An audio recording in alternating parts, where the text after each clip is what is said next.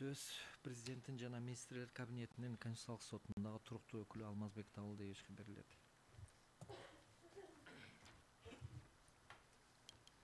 Урматтуу соттор, Жаран Кадыровдун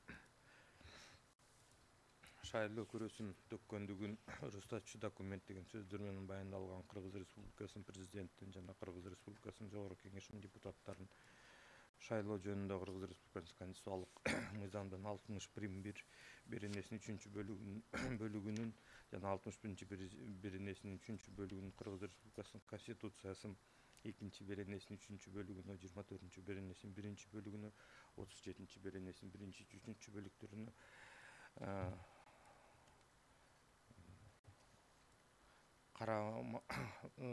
3-бөлүгүнө шайкештигин текшерүү жөнүндө өтүнүчтү карап чыгып, биздин мындай жыйынтыкка келебиз, что карама каршылык жок.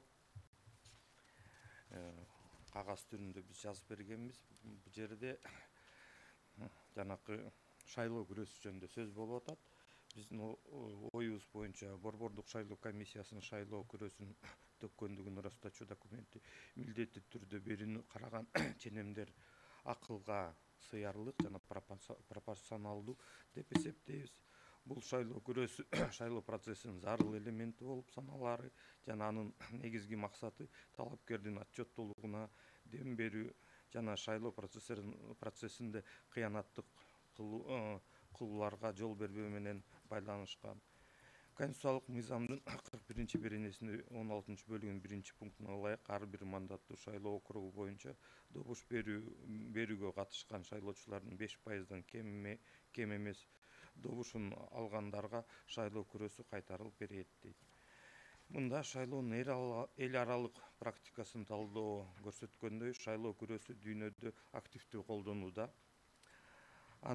Аны мүлктүк шарт катары кароого болбойт, анткени көрөө талапкерди каттоонун шарттарынын бири болуп саналат да. Анын максаты шайлоо укуктарын кыянаттык менен колдонуу, биринчи кезекте башка салык төлөөчүлөр тарабынан мамлекеттик бюджеттин негизсиз чыгымдарга чектөө же жоюу болуп саналат да. Шайлоо күрөсү талапкердин кирешесине карабастан белгиленет жана учурдагы талапкерлерге бирдей деңгээлде колдонулат дейт.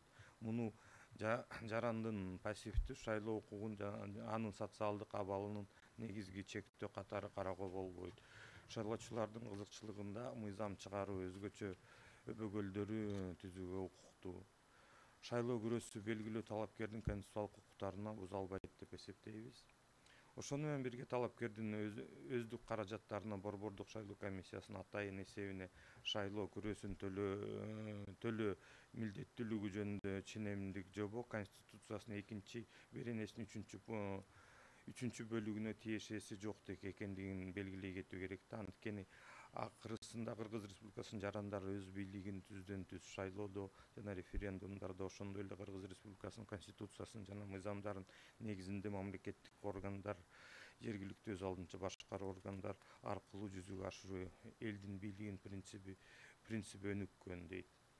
Дагы белгилей кетсек, өлкөнүн баш мыйзамында Кыргыз Республикасынын жарандары жынысына, расасына, улутуна, кесибине, ошондой эле тилине, тапкан кирешесине, байлыгына жана билимине карабастан активдүү жана пассивдүү шайлоо укугуна ээ болуу менен шайлоого катышуу аркылуу өз бийлигин түздөн-түз жүзүгө ашыра тургандыгын, ошондой эле өлкөдө адамдын жана жарандын укуктарын, эркиндиктерин жана таламдарын ишке ашыруу жана коргоо үчүн саясий партия, кесиптик бирликтер жана башка коомдук бирикмелерди түзүшү мүмкүн экендигин баса белгилей кетебиз да. Кыргызстан гендердик теңчилик камсыз кылууга, шайлоочулардын бардык категорияларынын шайлоо процессине тоскоолдуксуз катышуу үчүн шарттарды түзүүгө жана шайлоо технологияларды колдонуу аркылуу шайлоо процессин модернизациялоого, шайлоолорду жана референдумдарды даярдоонун жана өткөрүүнүн алкагында мамлекеттик органдар менен өз аракетин жакшыртууга жана Борбордук шайлоо комиссиянын ишинде абсолюттук ачык айкындуулугуна жетишүүгө жана шайлоо процессине калктын ишенимин жогорутууга умтулган дейт. алсак, азыркы учурда шайлоочулардын биометриялык идентификациясы, добуш берүү, добуштарды эсептөө жана жыйынтык чыгаруу системасы ишке киргизилди да. Негизи биздин айтаарыбыз